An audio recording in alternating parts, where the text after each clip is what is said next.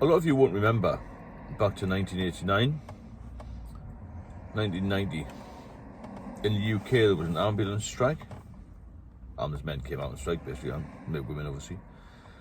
They would attend some very urgent calls, but at the time I was in the Met Police, and they needed people to cover the striking ambulance crews, basically. So certain vans and vehicles were adapted to become, well, sort of emergency ambulances, really, along with the military. And I, at the time, volunteered to be a medic, thinking that it would be pretty useful to me. However, I was with an advanced drive, and we covered South London at the time. The military did most of the serious things because we couldn't handle any, we couldn't carry any Endinox, any medication, we weren't allowed to. However, I remember going to one case where this chap had collapsed. He'd actually died in the house. I got there and his family were in bits. Obviously, we were very anti-police, but obviously, we were in police uniform.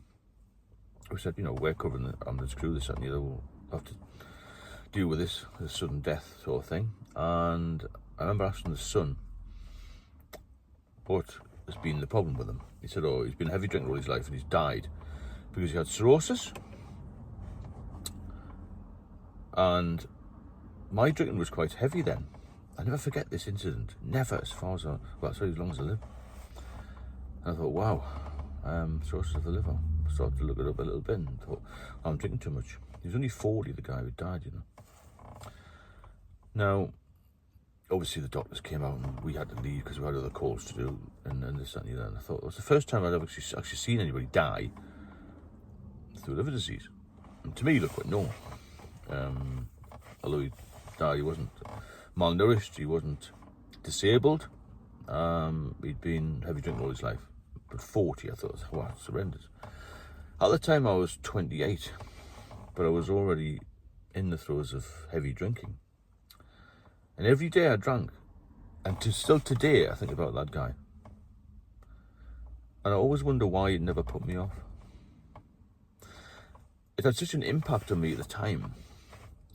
That's all I thought about the whole night. The next day, the next day, the next day. And I still, as I say, I have flashbacks to it now because it just seems like a normal house in some ways. And 40 years of age, drank himself to death. He'd been in the hospital apparently. Had the warnings of the doctor, as I had that many times, and I did. And obviously 5.5 years ago, 2019, I was told that if I ever drank again, I'd be dead in 6 months, and the doctors are right.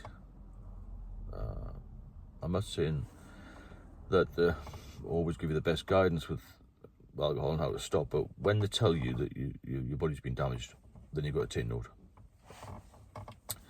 So it happened to any of us, and my message here is really, you've got to look after yourself because it creeps up very quickly, alcoholism.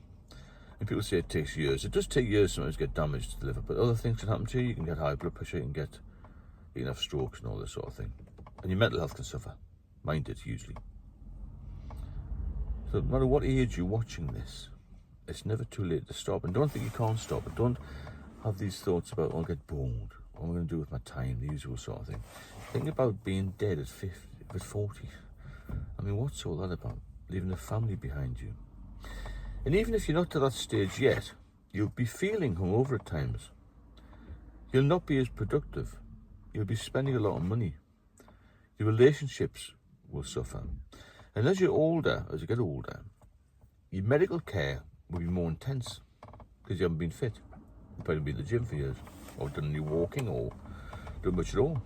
A lot of the guys I know who are in their 50s, quite a lot are unemployed actually, or unemployable,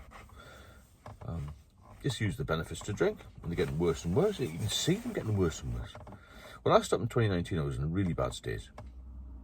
But over the last 2 to 3 years, when I've recovered, well, my liver functions bang on now, and I'm doing really well. I'm not saying that to brag. I'm just telling you how, how this could happen, how you can recover. Because I was on death's door in October 2019 when I went to the main hospital in Newcastle on a blue light. The guys who are still drinking, even moderately, are getting older. A lot of them are having difficulties in walking. Some have had strokes and heart attacks, and all of them over 50 are on some sort of high blood pressure tablets or other medications, statins or something. Some have had minor operations to the heart, with stents and all this sort of thing. Cholesterol levels are high. They tend to look pale. They tend to be lethargic, and they haven't got much of a good outlook on life. They don't seem to be very happy. They're in the same routine, the same rut, and they won't get out of it. Now, I don't preach to them, I just say, look, your life could be better if you stop. And they don't seem to bother. A lot of them say, oh, I've got to die of something. One guy was only a couple of years older than me. He said, oh, I've had a good run. I said, you're only 66. Oh, I'm fine. I'll just die of alcohol. It's slow suicide, isn't it? If you think like that. So you really got to pull yourself out of it. And the amount of people I'm speaking to now, who've got a relative, a friend, or somebody they know through work who's had an alcohol issue is quite horrendous. It's a bigger problem than even I thought, or even was aware of, until I started this channel just over a year ago. It's everywhere, alcohol issues, but alcohol is everywhere, isn't it? And socially acceptable.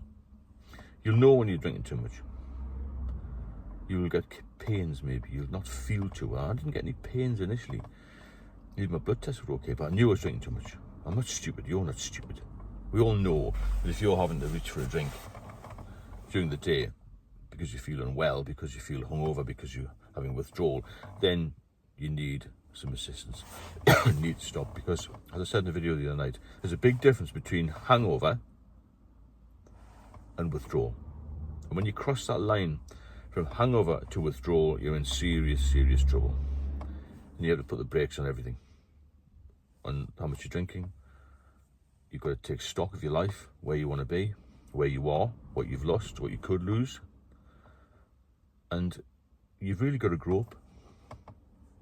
It might sound a bit condescending, that, but you have to use some common sense. And you have to be aware of what people are telling you. Because when you get to the point of being in withdrawal, people will notice. You'll have been told by somebody, do you not think you're drinking a bit too much? And all you do is say, well, not that bad. But you are that bad, otherwise you wouldn't be watching this. You don't watch this sort of stuff unless you've got a worry or a concern, or somebody's told you that they're worried about you or concerned about you, about your health suffering in some way. Because since I've stopped drinking, I don't get any colds, flus, not have any minor issues like that. My blood pressure's fine, all my bloods are fine. Because I look after myself. And when you don't drink, you overcompensate a little bit and you do eat better. You do exercise more. So you think, if I'm not drinking, I've got a lot of spare time here. I've got a lot more money than I used to have, because I used to spend a lot of time in the pub. It's not cheap in the boozer. It's not cheap to get taxis and to buy things you don't want to buy, or you shouldn't be buying, because you're too pissed to think properly, and you make huge mistakes, and your life will crumble before your very eyes if you drink too much, and you continue to drink too much. So get yourself pulled together. It's not easy, it's a slow process, but it does work, and I can tell you how to do it. I do one-to-one mentoring and support now, and it's proved very useful for a lot of people, because I tell it the way it is. I'd rather tell a hard truth than a soft lie, because the hard truth is you cannot be a social drinker if you've got alcohol issues. It's as simple as that. You've got two routes. You either drink yourself to death, or you stop, and you stop for life. It's as simple as that. If you benefit from these videos, then please subscribe and share them. If you want any one-to-one help, I'll put a link in the description. I've got an ebook out as well. It's only $5.99. Download that. It's a handy guide if you ever feel like having a drink, because it's the first one, if you've been off for a while, that will take you straight back. And that first one might be your last one, if that makes sense. I'll speak to you all soon.